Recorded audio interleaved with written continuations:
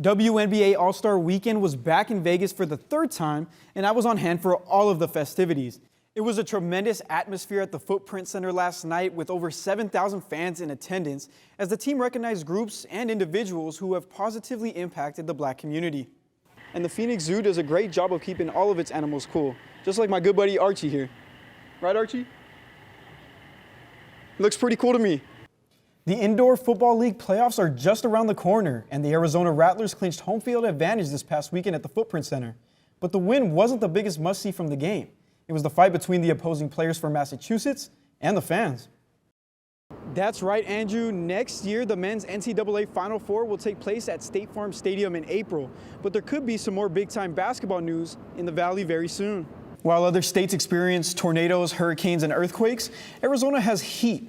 Cronkite News reporter Andrew Lind is at City Hall and explains why Arizona lawmakers are asking FEMA, or the Federal Emergency Management Agency, to revise its list of declared disasters to include excessive heat. Speaking of the Heat, the Miami Heat lost in the NBA Finals Monday night. The Denver Nuggets won the championship in 5 games, but it's not just Denver who's celebrating.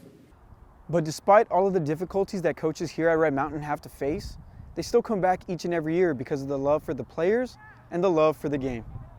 The WNBA season is off and running, and while the Mercury have struggled a bit out of the gate, one unexpected player has been a bright spot in the early going. I had the chance to see how the Mercury's newest addition is getting her second chance at the WNBA.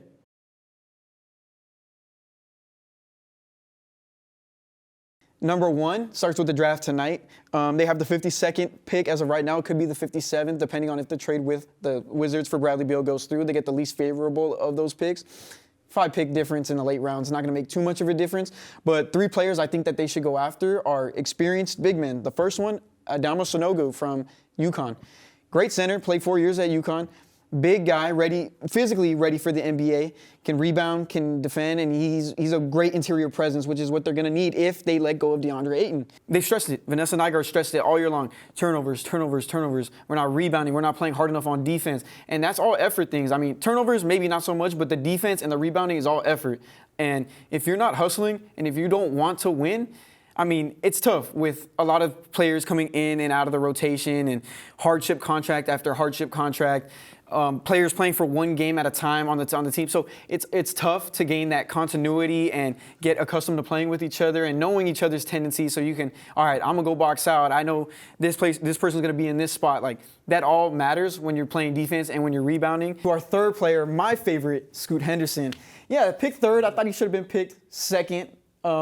With the first play right here, we have a step back in between over the defender, over Tari Eason, who's a second-year player, solid player for Houston.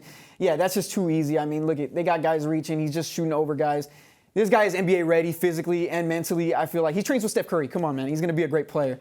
Second, blows right by Amen Thompson, drafted for Houston. And Amen Thompson and his twin brother are some of the best defenders in this draft class. So blowing by him and going for this layup is no easy joke. And he finishes alley-oop acrobatic. And the last play, step back, crossover, over Amen Thompson again. This guy is NBA ready. He is elite. He's my favorite player in this draft. And he is my pick to win Rookie of the Year this year.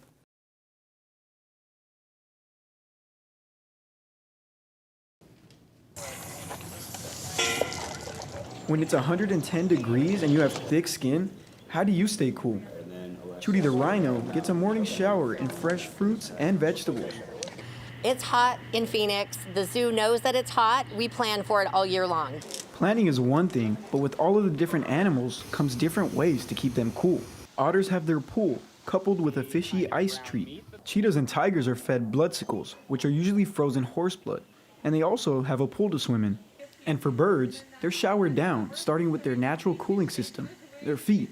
With over 3,000 animals to care for means months of strategic planning for the summer season. And the Phoenix Zoo does a great job of keeping all of its animals cool, just like my good buddy Archie here. Right, Archie? Looks pretty cool to me. We want people to know that these animals are comfortable where they are. If we see signs of heat stress, we give them access to the building so they can absolutely cool down and then come back out as they feel comfortable. Most of the animals have their own biological ways of cooling down. For Indu, her body funnels blood to her ears, which then flap around to help her cool down. For orangutans, they will carry a leaf on their back or stay hidden in the shade. I know we're taking excellent care of them, but I want other people to see that too, so that they feel comfortable and want to come see these animals as well. With the summer just beginning and temperatures rising even more by the day, guests at the Phoenix Zoo are sure to see some more ice treats and pool days. In Phoenix, Adrian Carbajal, Cronkite News. 38 of the top international high school prospects from around the world were brought to Las Vegas, not only to make history, but to grow their skills and play against some of the world's best. I'm really grateful. It's a huge experience to be in the first this global Basketball Without Borders camp. Campers Tyra Aho and Luann Batistan had never been in the United States before this camp, but are excited to soak in as much as they can. It's a huge experience for me to be here with all these great players from all over the world. You go to the coach, you go to help. She made her advice, and that's so cool. That's so nice for that, because I'm learning a lot of this camp. Tyra and Luann certainly made the most of their experience, as Tyra was given Outstanding Camper honors, while Luann was given MVP honors. Luann was all smiles after being honored as the best among the world's best. I'm proud of me. I'm proud of my people because my teammate is very important for me. When I'm go to this camp, my friend said, "Oh my God, that's so nice!" And I'm so excited because I want to show of them I can do it, you know. And now I'm the MVP and I can do it. The players here are relishing the opportunity to play against some of the world's best, but the coaches here know the importance of being a part of this first of its kind event. When I was, asked to come and serve as camp director, it was, an immediate yes for me, because this is where we all got our start at the camps. Allison Feaster is a former 5th overall pick and 10-year WNBA veteran. Her goal as director was to make sure that these young women feel like they belong in this space, especially in such a male-dominated industry. A lot of times, women are the sideshow, the appetizer to the main event. So it's so very important that young girls feel that type of prioritization, because through basketball, through sports, they can glean so many very, very important values, and also understand that this is a space for them. Former Basketball Without Borders camp members include the Atlanta Dream's Ileana Rupert, Seattle Storm's Jade Melbourne, and the New York Liberty's Hans Zook. So keep your eyes peeled for the next WNBA superstar coming out of these camps. In Las Vegas, Adrian Carbajal, Cronkite News.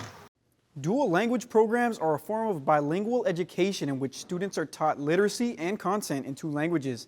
In 2019, the Arizona legislature passed a law that allowed school districts more flexibility to teach in English in these programs.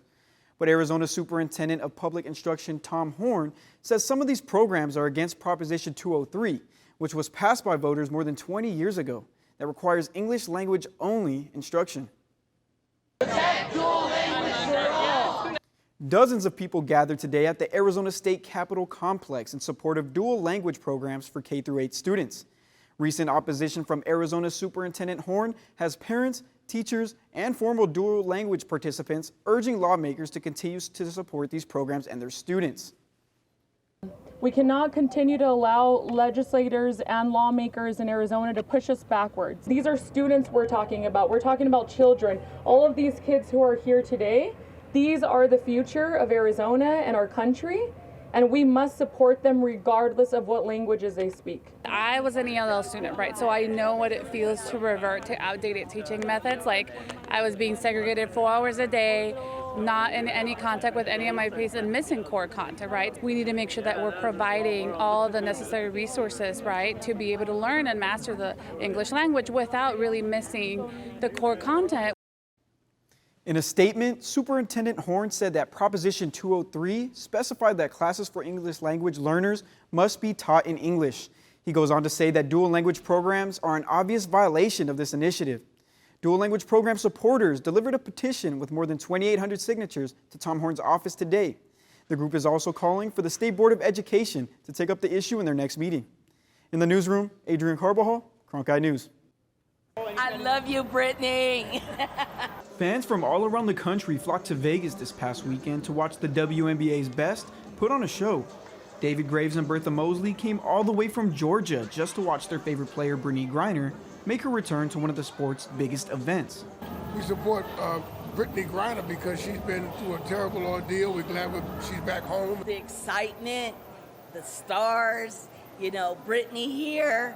So I had to come out and come see her. While the crowd was electric and the fans were happy to see Brittany back on the court, it was her teammates that felt the impact of her return the most.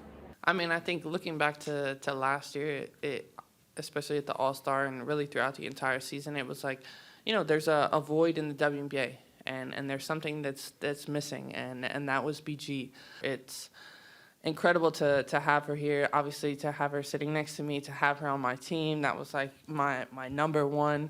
Griner herself admitted that she didn't think she would be back on this stage a year ago, but she was happy to be back on the court surrounded by so much love. It's a whole vibe, honestly, just being here, the interactions, you know, from playing against each other, playing with each other overseas. I'm happy that I'm with Stewie and I'm with Sloot. You know, our season got kind of cut short, you know, my last time overseas with everything that happened. So just being able to be back on the court with them, you know, again, that's going to be fun.